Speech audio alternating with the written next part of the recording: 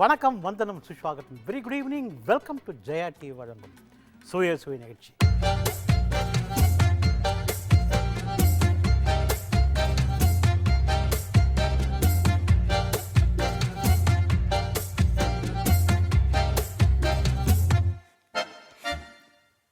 போன வாரம் அருமையான சப்பாத்தி காய்கறி நூடுல்ஸ் பண்ணியிருந்தோம்.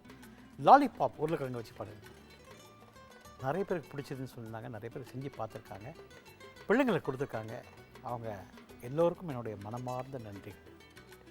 இன்றைக்கி அகைன் இந்த குழந்தைங்களுக்கு பிடிச்ச மாதிரி ஒரு அருமையான ஆரஞ்சு பழ புலாவ். ஆரஞ்சு புலாவ்னு சொல்லாத, ஆரஞ்சு பழத்துலேருந்து ஜூஸ் எடுத்து புலாவ் பண்ண போகிறோம். ஸோ ஆரஞ்சு புலாவ் பண்ண போகிறோம். இந்த ஆரஞ்சு புலாவ் பார்த்திங்கன்னா கொஞ்சம் ஸ்வீட்டாக இருக்கும், கொஞ்சம் புளிப்பாக இருக்கும். பட் சாப்பிடும்போது அட்டகாசமாக இருக்கும். அதுக்கு கூட ஒரு மேபி ஒரு மட்டன் தொக்கோ, ஒரு சிக்கன் மசாலா, பெப்பர் ஃப்ரையோ, சிக்கன் மசாலாவோ, இல்லை கத்திரிக்காய் சாப்ஸோ, இல்லை பீட்ரூட்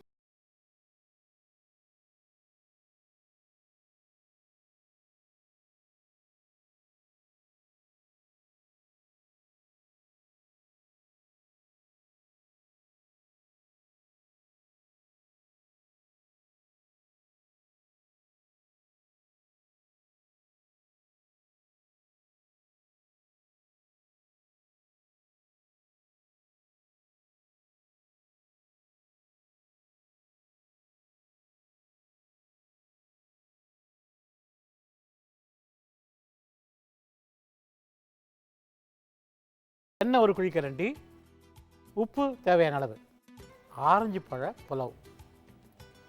முதல்ல நீங்கள் பண்ணுறீங்க, ஆரஞ்சு பழத்தை தோலை வச்சுட்டு ஜூஸ் எடுத்துக்கிறீங்க. இல்லை ஆரஞ்சு பழம் பிழிகிறது வந்து கோவமாக பிழியாமல் அன்பாக பிழிஞ்சிங்கன்னா அந்த கசப்பு வராது. அழுத்தி பிழியும் போது உங்களுக்கு வந்து இந்த கசப்பு, தோலுடைய கசப்பு வந்துடும். ஸோ மெத்தனமாக பிழிஞ்சி அந்த ஆரஞ்சு பழ ஜூஸ் எடுத்துக்கோங்க. முதல்ல ரெண்டு கப்புக்கு, ஒரு கப் ரைஸுக்கு 2 கப்பு ஜூஸு, அதே மாதிரி 2 கப்பு தண்ணி விடப்படும். இந்த அரிசியை ஊற வச்சிடணும். 10 நிமிஷம் ஊற வைக்கிறோம். எண்ணெய் ஊற்றுறோம். பட்டை, லவங்கம், ஏலக்காய் தாளிக்கிறோம். வெங்காயத்தை வதக்குறோம், புதினா வதக்குறோம், கொத்தமல்லி வதக்குறோம், இஞ்சி பூண்டு வதக்குறோம், பச்சை மிளகாய் போட்டு வதக்கிறோம். இந்த அரிசியை போட்டு வதக்கிறோம். காரம் வந்து பச்சை மிளகாய் காரம் மாத்திரம்தான். இப்போ அந்த ஆரஞ்சு பழத்தையும் பிழிஞ்சு வச்சுக்க ஆரஞ்சு பழ ஜூஸு ப்ளஸ் கொஞ்சம் தண்ணி விட்டுட்டு உப்பு போட்டு 3 விசில் 5 நிமிஷம் சிம்மில் வச்சிங்கன்னா அருமையான ஆரஞ்சு பழ புலாவ்.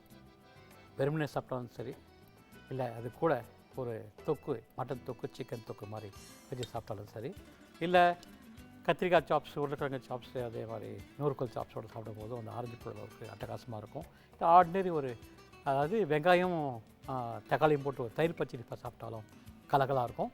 ஸோ இப்போ இந்த ஆரஞ்சு பழ புலாவை எப்படி செய்ய நம்ம பார்ப்போம். எண்ணெய் சூடாயிடுச்சு. இதில் 2 பட்டை, 2 லவங்கம், 2 ஏலக்காய் போட்டுருக்கோம். சப்போஸ் ஏலக்காய் வாசனை வேணாம் அப்படின்னா நீங்கள் ஏலக்காய் போட வேணாம். இந்த வெங்காயம் போடுறதுக்கு முன்னாடி கொத்தமல்லி, அதே மாதிரி புதினா 2 கை இதை போட்டு முதல்ல இதை வதக்கிடுவோம். இந்த புதினா வாசனையோட சூப்பராக இந்த ஆரஞ்சு பழம் கலகலாக இருக்கும். இப்போது இந்த வெங்காயம் 2 கை வெங்காயம் போடுறோம். இதை 3/4 பாகத்துக்கு வதக்கலாம். சாதாரணமாக இந்த மாதிரி புலவுன்னு சொல்லும்போது எந்த மாதிரி பழத்தில் பண்ணலாம்? ஒன்று மாதுளம் பழத்தில் ஜூஸ் எடுத்து பண்ணலாம், பைனாப்பிளில் பண்ணலாம், தர்பீஸ் ஜூஸில் பண்ணலாம், அதே மாதிரி ஆரஞ்சு பழத்தில் பண்ணலாம். ஜூஸியாக வர ஃப்ரூட்டில் மட்டும்தான் பண்ண வேண்டிய தேவை. ஆப்பிளில் பண்ணலாமா? பண்ண முடியாது. அது வந்து திப்பியாக வந்துடும். திராட்சையில் பண்ணலாமா? பண்ண முடியாது. தண்ணி ஊற்றி பண்ண முடியாது. அந்த ஜூஸ் பார்த்திங்க அப்படின்னா ஃப்ரெஷ் ஜூஸாக இருக்கணும். அப்போ தான் அது வந்து டேஸ்ட், அந்த புலவுக்கு டேஸ்ட் வந்து அட்டகாசமாக இருக்கும். வதங்கிடுச்சு, 3/4 பாகத்துக்கு வந்துடுச்சு. இதில் இந்த பச்சை மிளகாயை, இதுதான் காரம், இதை உடச்சி போட்டுக்கிறேன். இதையும் போட்டு நல்லா வதக்கிடுவோம். இப்போ என்ன பண்ணுவோம், எண்ணெய் ஊற்றணும். 2 ஏலக்காய், 2 பட்டை, 2 லவங்கம் தாளிச்சோம். சப்போஸ் உங்களுக்கு ஏலக்காய் வேண்டாம் வேண்டாம், அதுக்கு பதிலாக நீங்கள் பிரிஞ்சியில் சேர்த்துக்கலாம். புதினா போட்டோம், கொத்தமல்லியை போட்டோம், வெங்காயத்தை போட்டு நல்லா வதக்கிட்டு பச்சை மிளகாயை போட்டு வதக்கிட்டோம். இப்போது இஞ்சி பூண்டு போட்டலாம். இஞ்சி பூண்டு 1 டீஸ்பூன், அதையும் போட்டு நல்லா வதக்கலாம்.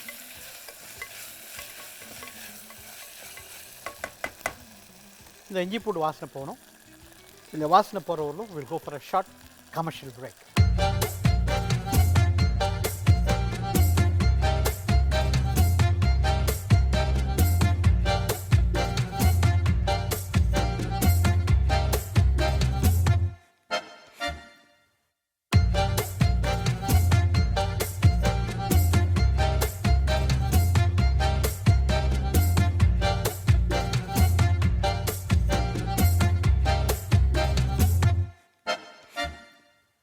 வெல்கம் பேக் டு ஜெயாடி வழங்கும் சுவையோ சுவை நிகழ்ச்சிக்கு அருமையான ஒரு ஆரஞ்சு பழம் செஞ்சிட்ருக்கோம்.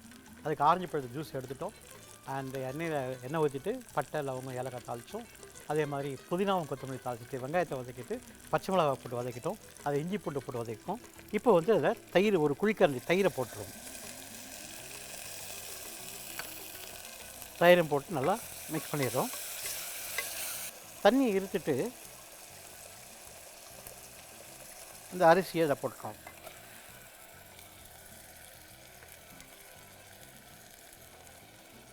தண்ணி அளவு மட்டும் கரெக்டாக இருக்கணும், இல்லைனா அந்த புலவு வந்து ஒரு மாதிரி சாகி ஆகிடும், பதன்னு ஆகிடும். அதனால் தண்ணி மட்டும் கரெக்டாக பார்த்துக்கணும். இதில் ஆல்ரெடி தண்ணி இருக்குது.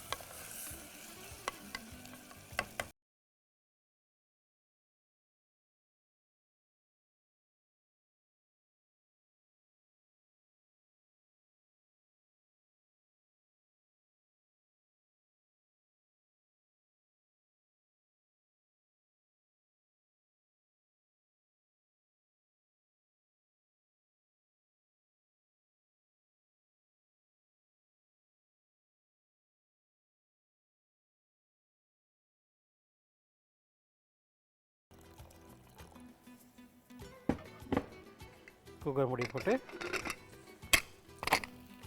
3 விசில் 5 நிமிஷம் சிம்மில் வச்சுக்கலாம். அருமையான புலவ் புலன்னு நல்லா நான் சொன்ன மாதிரி ஒரு நான் வெஜிடேரியனுடைய ஒரு நல்ல ஃபிஷ் குருமாவோட சாப்பிட்றோம் சரி, சிக்கன் குருமாவோட சாப்பிடும்போது சரி, கோழி வெள்ளை குருமான்னு சொல்லுவாங்க, அதோடய சாப்பிடும் போதும் அட்டகாசமாக இருக்கும். அதே மாதிரி வெஜிடேரியனில் வெஜிடபிள் வெள்ளை குருமா, செட்நாடு மசாலா, நூறுக்கோல் சாப்ஸோடு சாப்பிடும்போது அட்டகாசமாக இருக்கும். ஸோ இது 3 விசில் 5 நிமிஷம் வரவரும் வெயிட் பண்ணுவோம். ஆரஞ்சு புலாவ், ஆரஞ்சு ஜூஸ் எடுத்தோம், எண்ணெய் ஊற்றணும், பட்டை லவங்கம் ஏலக்காய் தாளித்தோம், புதினா தாளித்தோம், கொத்தமல்லி தாளித்தோம், வெங்காயத்தை வதக்கணும், இஞ்சி போட்டு வதக்கணும், பச்சை மிளகாய் போட்டு வதக்கிட்டோம். அரிசி போட்டு வதக்கிட்டு ஆரஞ்சு ஜூஸும் கொஞ்சம் தண்ணி விட்டு உப்பு போட்டு அதில் இஞ்சி பூண்டு அரையும் போட்டு தயிரையும் போட்டோம். 3 விசில் 5 நிமிஷம் முன்னாடி வச்சுட்டோம். ஸோ அருமையான ஆரஞ்சு புலாவ் ரெடி ஆகிடுச்சு. இது கூட நான் சொன்னேன் மட்டன் மசாலா, சிக்கன் தொக்கு, இல்லை ஃபிஷ் குருமா, இல்லை மட்டன் குருமாவோட சாப்பிடும்போது கலகலாக இருக்கும். அதே மாதிரி வெஜிடேரியனில் வெஜிடபிள் வெள்ளை குருமா போட்டு சாப்பிடும்போது அட்டகாசமாக இருக்கும். இப்போ இந்த புலாவ் வந்து சூப்பராக ரெடி ஆயிடுச்சு.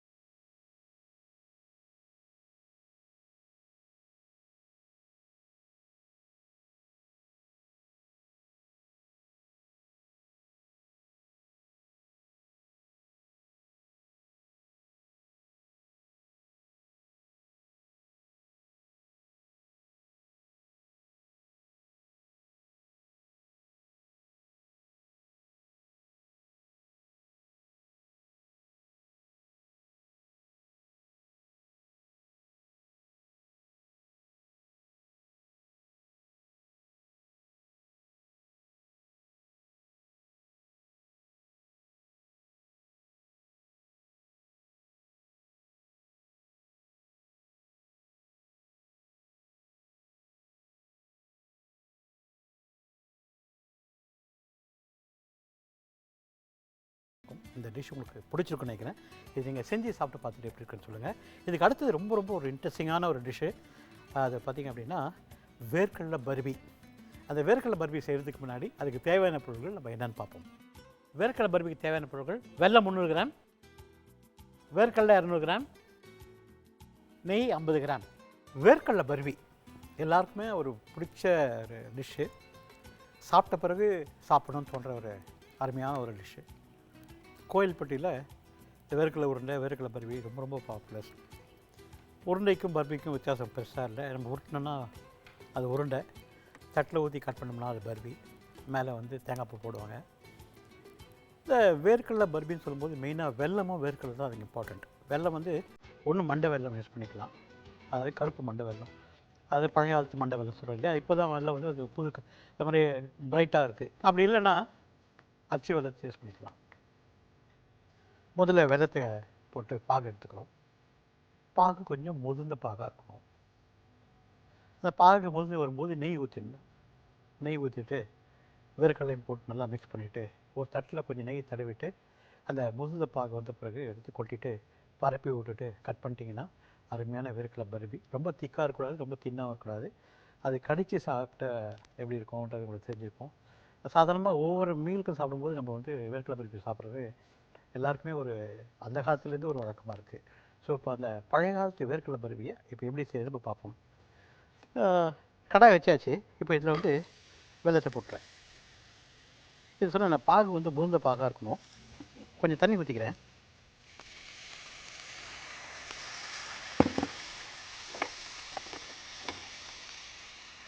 இதை போட்டு நல்லா மிக்ஸ் பண்ணிக்கலாம். இந்த பாகு நல்லா ஏலக்கிற பாகு வரும், அதுக்கப்புறம் முத்தின பாகு வரும். அந்த முத்தின பாகு வரும்போது வேர்க்கடலையை போட்டுரும். இந்த வெல்லம் இதில் கரையணும். சாதாரணமாக அந்த காலத்து ஸ்வீட் உங்களுக்கு எல்லாருக்குமே தெரியும்னு நினைக்கிறேன். கமரக்கட்டுன்னு ஒரு ஸ்வீட் இருந்துச்சு. அந்த கமரக்கட்டு பார்த்திங்க அப்படின்னா தேங்காய், வெல்லம், கொஞ்சம் ஏலக்காய் போடுவாங்க. சின்ன சின்ன உருண்டை சீடை மாதிரி விட்டுருவாங்க. இந்த சீடை விட கொஞ்சம் பெருசாக சீடை விட்டுருவாங்க. அந்த கமரக்கட்டு அதே மாதிரி வெள்ளத்தை கொஞ்சம் முழுத பாக விட்டு அந்த தேங்காயை போட்டு நல்லா வதக்கிட்டு கொஞ்சோண்டு நெய் விட்டுட்டு அது உருண்டை பிடிப்பாங்க. ஹார்டாக இருக்கும், கல் மாதிரி இருக்கும் அந்த இது. அதை சுவைச்சி சாப்பிடுவாங்க. ஆக்சுவலாக அது கொஞ்சம் கொஞ்சமாக அதை இந்த சைடில் வச்சுட்டு சாப்பிடும்போது கலகலாக இருக்கும். இதெல்லாம் வந்து பழைய காலத்து ஸ்வீட்டு. இது ஒன்று, தேன் மிட்டாய் ஒன்று, வேர்க்கடலை உருண்டை ஒன்று, எள்ளு உருண்டை ஒன்று. அதே மாதிரி இந்த இப்போ வேர்க்கடலையை வந்து பொடி பண்ணி முந்திரி கூட போட்டு ஒரு மாதிரி சிகப்பு கலரில் லைட்டாக பிங்க் கலரில் ஒரு ஸ்வீட் கொடுக்கும். அதுவும் பர்பி மாதிரி இருக்கும். இதில் வந்து கொஞ்சமாக தண்ணி விடணும். நான் சொன்ன 300 கிராமுக்கு வந்து நீங்கள் சும்மா ஒரு அரை கப்பு தண்ணி விட்டால் போகும். இந்த சூட்லேயே வந்து இலகி வந்துடும். இந்த பாகு வந்து மூத்தின பாகாக வரணும். அப்போ தான் உங்களுக்கு வந்து அந்த தட்டில் ஊற்றி கொட்டும்போது உங்களுக்கு கரெக்டாக அதை கட் பண்ணுறதுக்கு ஈஸியாக இருக்கும். ஸோ இந்த பாகு ஒரு வரலும் நம்ம வெயிட் பண்ணுவோம். அதுக்குள்ளே will go for a short commercial break.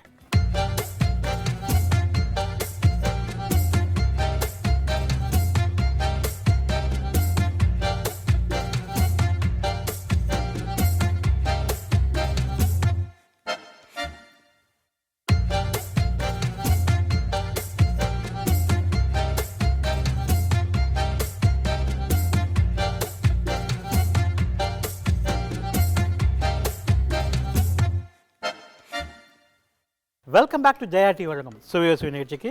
நம்ம பார்க்குறது வேர்க்கடலை பர்பி. வெள்ளத்தை கடையில் போட்டு கொஞ்சம் தண்ணி ஊற்றிட்டு பாகு ரெடி பண்ணிகிட்ருக்கோம். அப்புறம் அது வேர்க்கடலையை போல் அது நெய் விட்டுட்டு வேர்க்கடலையை போடணும். முழுந்த பாகாக வந்த பிறகு அதை எடுத்து நம்ம தட்டில் கொட்டணும்.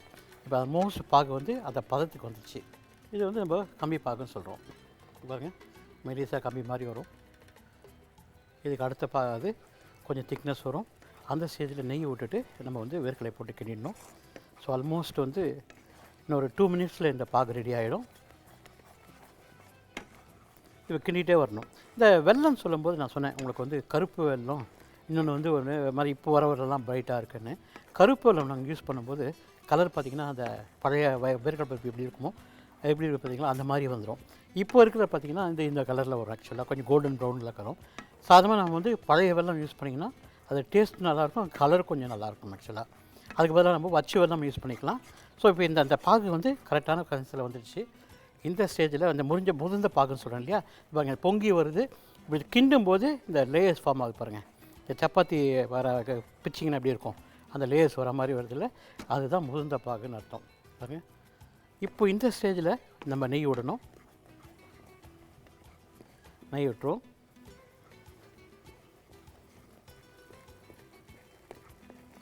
நெய் விட்டு கிண்டிடலாம்.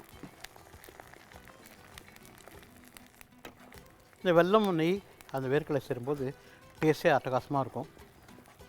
அது நான் சொன்ன கமரக்கட்டு செய்கிறது சொன்னேன். அதே மாதிரி வேர்க்கடலை உருண்டை வந்து பார்த்திங்க அப்படின்னா சூடாக பிடிப்பாங்க. ஆக்சுவலாக அதுவும் வந்து இதே மெத்தேடு தான். வேர்க்கடலையை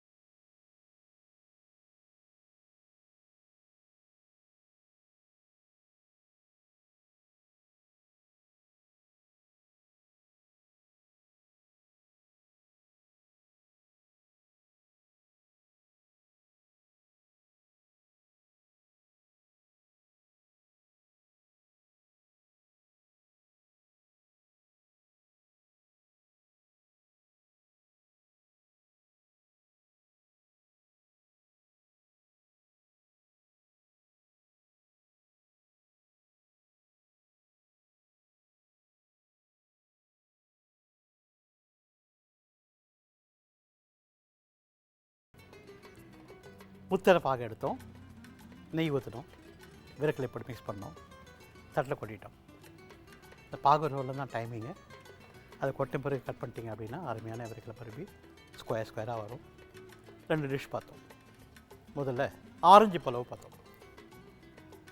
குக்கரில் எண்ணெய் ஊற்றிட்டு பட்டை லவங்கம் ஏலக்காய் தாளிச்சிட்டு புதினா கொத்தமல்லி வளர்த்து வெங்காயத்தை வதக்கிட்டு இஞ்சி பூண்டு வதக்கிட்டு பச்சை மிளகாய் வதக்கிட்டு தயிரை ஊற்றிட்டு அதில் என்ன பண்ணோம், ரைஸை வதக்கிட்டு ஆரஞ்சு பழத்தை ஜூஸையும் போட்டு கொஞ்சம் தண்ணி விட்டு 3 விசில் 5 நிமிஷமில் வச்சோம். அருமையான ஆரஞ்சு பழவு. அதே மாதிரி வேர்க்கடலை பருப்பி பாகு வந்த பிறகு வேர்க்கடலை போட்டு பண்ணிட்டோம். இந்த 2 டிஷ் உங்களுக்கு பிடிச்சிருக்குன்னு நினைக்கிறேன். இது நீங்கள் செஞ்சு சாப்பிட்டு பார்த்துட்டு எப்படி சொல்லுங்கள். உங்களை அடுத்த வாரம் சந்திக்கணும் விடைபெறுவது தாமோதரன். நன்றி, வணக்கம், வணக்கம், வணக்கம்.